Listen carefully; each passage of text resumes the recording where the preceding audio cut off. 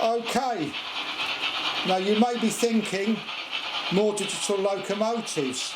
Yes and no. The no is, we are running these in Analogue this morning. They are being run by an Analogue Gaugemaster D.O controller. The only issue is we have no control over the sounds, and we do not get cab lights in the Deltic. But this is a Gaugemaster Analogue controller. So if anybody says to you you can't run digital locomotives in Analogue with sound, the answer is yes you can. As long as it's not a Hornby TTS, which will run in Analogue, but you get no sound. Some of them you have to do a system reset too, but I've done other videos on that.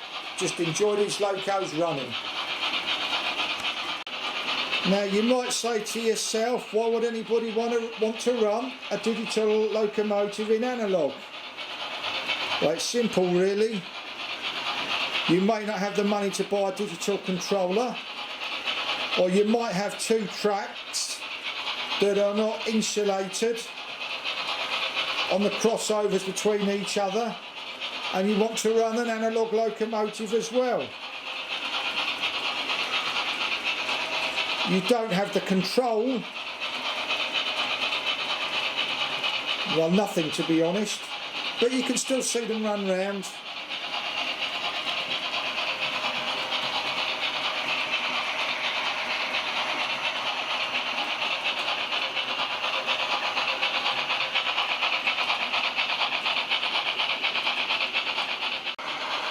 The Deltic is a Bachmann locomotive, standard Bachmann fittings.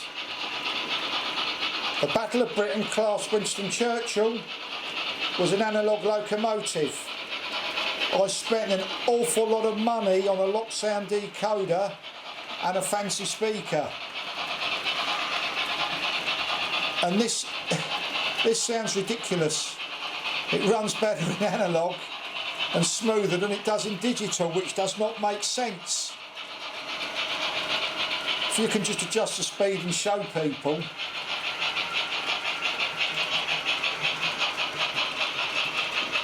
It sounds absolutely fantastic.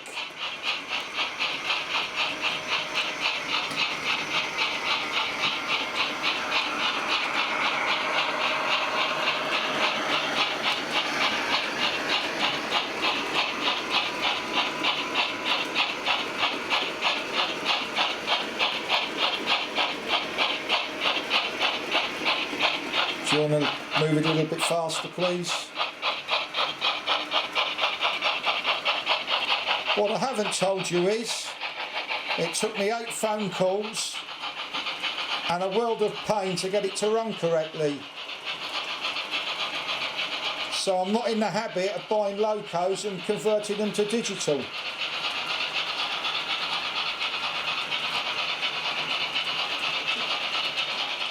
Now you may think about buying a digital locomotive and only having an Analogue layout and seeing this and thinking, well, I'll run it. But sadly, this is not the case, because some digital locomotives need a system reset to run in Analogue, and you really do need a high-end controller to operate CV functions and do resets. A cheap controller is as much good as an ashtray on a motorbike.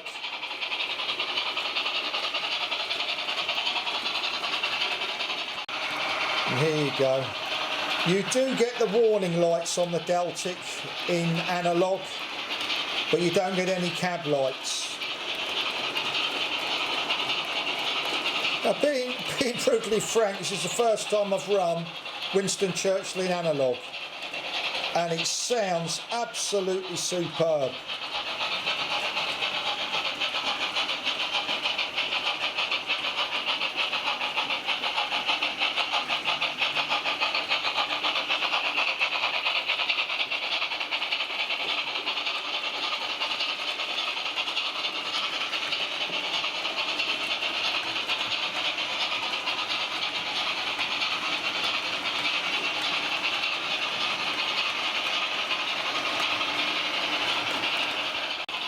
Here comes Winston Churchill up the Licky incline. Now at the time I bought Winston Churchill, this was the only one you could buy with wires to the tender for digital, and this was in the Winston Churchill funeral pack at the time. Now you can buy Winston Churchill on its own, which is exactly the same one I've got. The tragedy is, in the Winston Churchill funeral pack, you only got 3 carriages, and Hornby neglected to sell the other carriages that were in the funeral train. So you couldn't run a full funeral train. Which to me, I don't get it. Because if somebody's going to buy the funeral pack, they're going to be prepared to buy the extra 3 coaches, or was it 4, I can't remember, to make up the correct funeral train. Don't get it.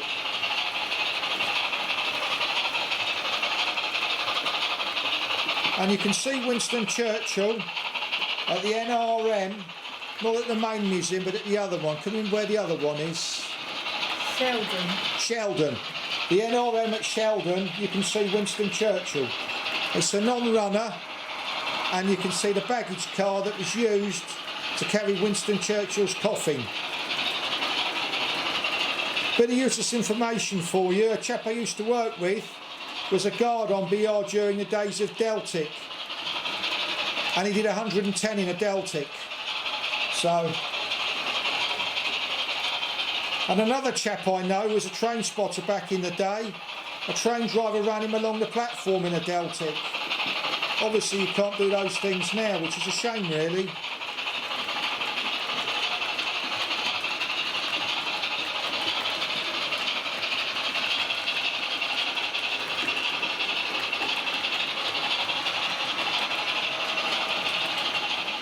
Okay, here we have the Flying Scotsman running in Analogue, digital TTS locomotive. And coming through now, you will see Holland Africa line, Hornby TTS locomotive. Now, because I haven't run them in Analogue for a long time, I had to do a system reset, CV008, CV008, which is where the pointers are made.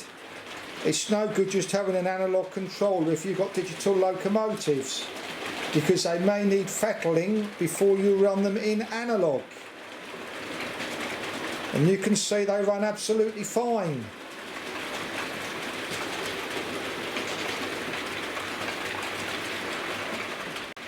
As you can see, they're silent, which the Hornby TTS locomotives running in analogue are. The only Hornby TTS locomotive that keeps any of its functions that I've got is Hogwarts Castle. It does keep its headlight. But aside from that, they're just like running any other analogue locomotive. Except they're a digital locomotive with a TTS sound chip.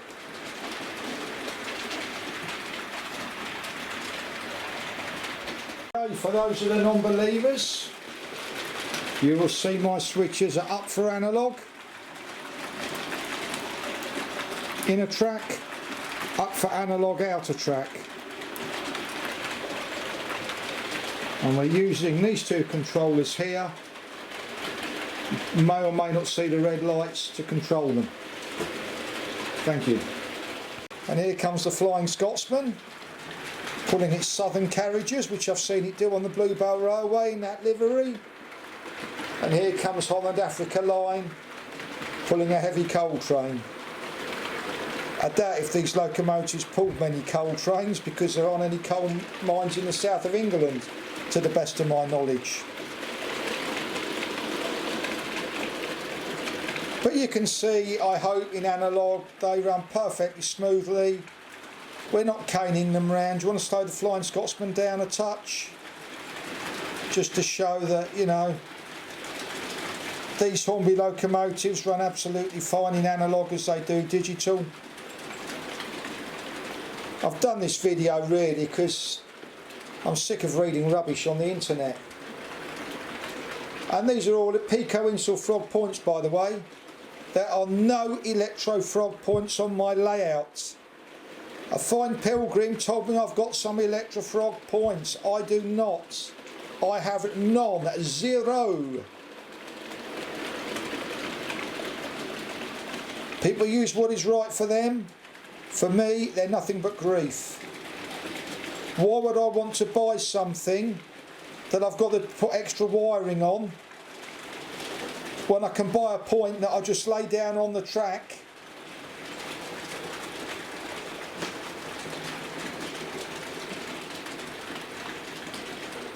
Each to their own.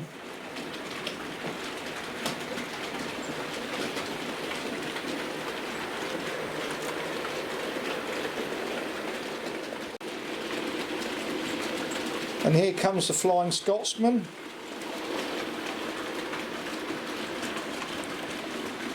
Pulling through, and you can see, and if we've got our timing right, which I think we have, you should catch Holland Africa line coming through. Just. And you can see they're running fantastically.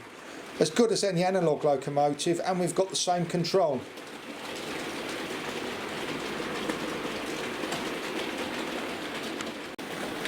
And here comes Holland Africa line. Down our Licky incline. And you can see up comes the Flying Scotsman.